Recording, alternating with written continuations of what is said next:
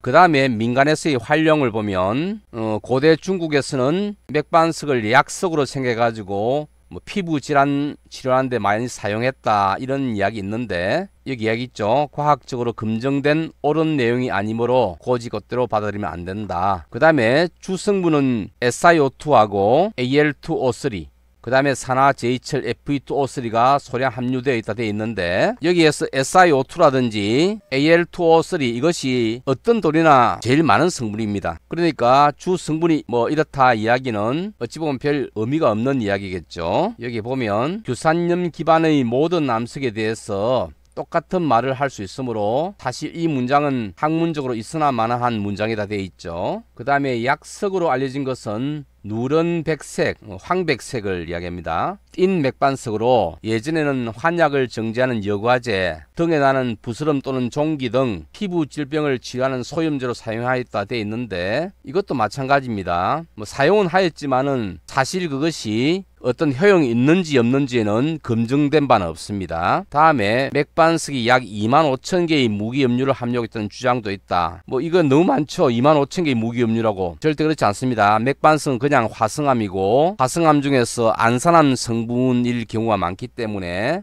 이런 것들이 25,000개의 무기염료를 함유했다는 주장 자체는 말도 안 되는 이야기입니다. 해설을 한번 볼까요? 자, 무기염료라는 것은 암석에는 해당 사항이 없는 표현이며 생물학적 용어이다. 그렇죠. 기본적으로 결정질 광물이 집합체이고 광물은 지구상에 알려진 게 한 4,000종쯤 되며 화산암의 구성 광물은 보통 10가지가 안 된다. 이 정도가 오히려 맞는 표현이지 25,000개의 무기염료라는 것은 말도 안 되는 주장입니다. 다음 중금속과 이온을 교환하는 작용을 한다. 이것도 좀 이해할 수 없는 이야기 같네요. 해설에는 어찌 되는지 볼까요?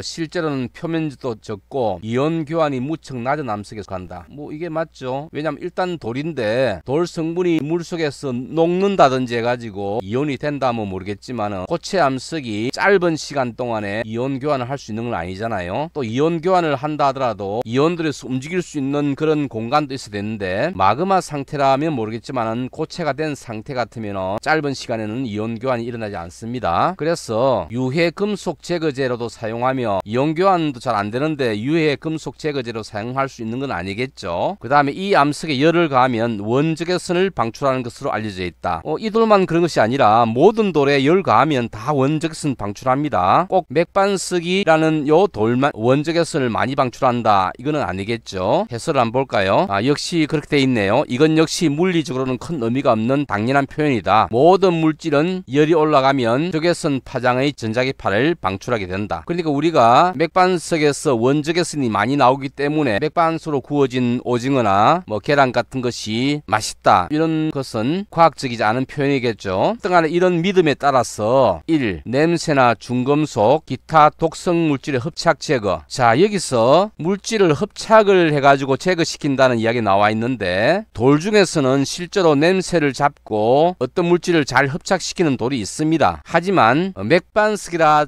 알려진 이 돌에서는 그런 것이 없어요. 왜냐하면 아주 단단한 돌이기 때문에 다공성을 띈다든지 해가지고 습기라든지 이것을 흡착할 수 있는 이런 성질을 가진 돌이 아니거든요. 어쨌든 간에 이런 믿음 때문에 이렇게 했다는 거죠. 다음에 부패가 지연된다. 뭐 약수를 만드는데 썼다. 기타 건강상품이나 원자재 등으로 사용하는 사람들이 있다 돼 있는데 아마 이거는 제가 생각에는 거의 상술에 의해서 만들어진 환상이 아닌가 생각이 됩니다. 이렇게 돼 있죠. 그러나 실제로는 이 중 어떤 것도 증명되지 않았으며 온전히 잘못된 믿음에 의한 것이다. 자, 오늘날의 용도를 보겠습니다. 기본적으로 반암 특유의 무늬는 무늬는 수요가 있다 돼 있죠. 자, 어떤 무늬인가 한번 보죠. 자, 돌에 이렇게 반점상으로 막 들어가 있죠. 색깔은 백색에서부터 아주 연한 황색 계통인데 여기서 이렇게 들어간 이런 것들을 반정이라 합니다. 반정이 하얀색일 경우는 이게 장석입니다. 그래서 이 암석을 화학적으로 아직 검증을 하기 전이라면은 안산암인지 이게 뭐 화강암인지 암석 자체가 특징이 안 될 경우는 장석 반암이라고도 이야기합니다. 자, 여기에 이제 무늬를 보죠. 반정들이 이렇게 많이 있는 상태죠. 이런 무늬를 가지고 장식석으로 사용하기는 굉장히 좋아 보이죠. 반정들을 보면 이렇게 한 방향으로 길쭉길쭉한 형태가 나오죠. 어떤 광물이 어떤 특정한 방향으로 자라는 결정 구조를 보일 때가 많기 때문에 여기 회색으로 보이는 부분을 그냥 액체 상태의 마그마라 생각하고 그 마그마 상태에서 이런 작은 것부터 큰 것까지 작은 씨앗이 만들어진 다음에 그것이 점점 커져 가지고 이렇게 됐다 생각하시면 됩니다.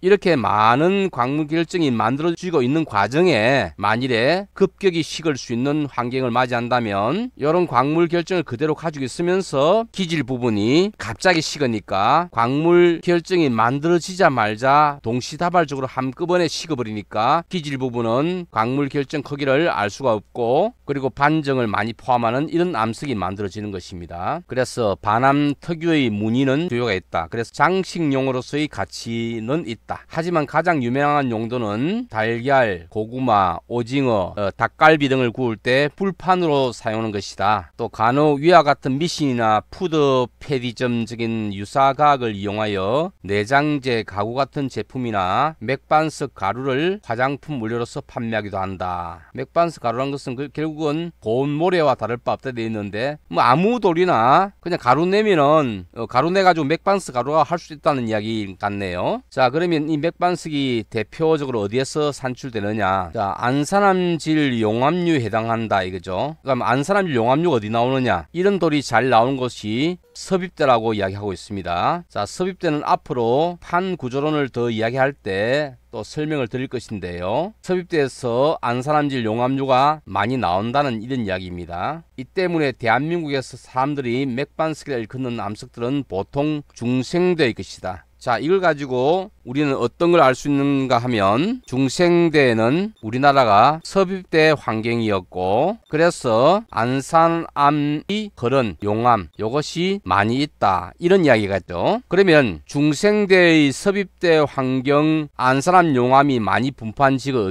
어딘가 하면 우리나라에서 경상남도 경상북도 지방에서부터 남해안 지역을 쭉 따라 가지고 전라도 지역까지 요런 지역에 과거에 약 1억 년 전에서부터 5천만 년 전 요 사이에는 여기에 굉장히 많은 화산 활동이 있었는데 이 화산 활동은 섭입대 환경에서 일어났던 화산 활동입니다. 그래서 채굴지는 중생대의 화산 활동이 잘 기록되어 있는 경상도와 일부 전라도 등지에 분포되어 있다. 그 맥반석을 취급하는 사람들에게 잘 알려져 있는 곳은 대구에서 가까운 경상북도 예천, 경산, 청도, 성주, 구미 등이 있다. 그리고 전라남도 해남과 진도 일부에서도 채취된다. 이렇게 되어 있네요. 맥반석에 대해서 요약하여 말씀을 드리겠습니다. 맥반석은 반암 계열의 화성암입니다. 그러면 반암은 뭐냐? 반암은 한자로는 이렇게 쓰고 영어로는 포필입니다. 이 포필이라는 것은 뭐냐면 어떤 돌의 기질은 체립 또는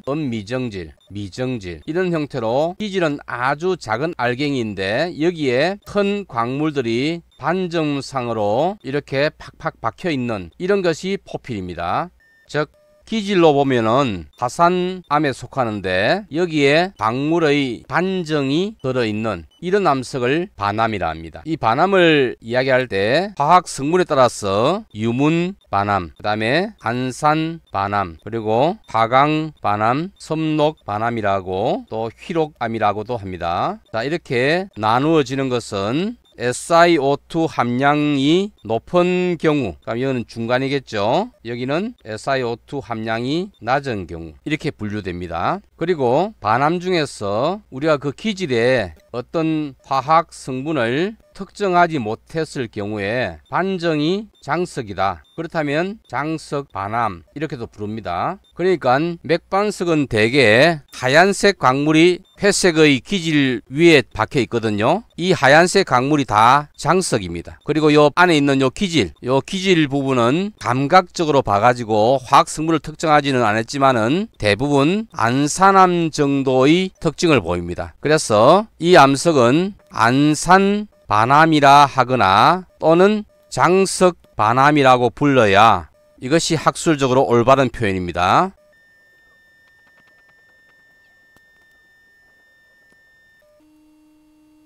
맥반석은 학술적으로 이야기해서 장석반암 또는 안산반암으로 이야기될 수 있으며, 맥반석에서 원적외선이 많이 나와서 맛이 있다 하는 이야기는 어떤 돌이든지 돌판 위에 구우면 원적외선이 나옵니다. 그리고 뭔가를 흡착할 수 있는 능력이 있다 되는데 그건 말도 안 됩니다. 그러니까 맥반석이라고 해서 어떤 특출한 효능이 있는 것은 아니라고 보는 것이 맞을 것 같아요. 오늘은 나무 위키 내용을 토대로 맥반석에 대해서 함께 알아보았습니다.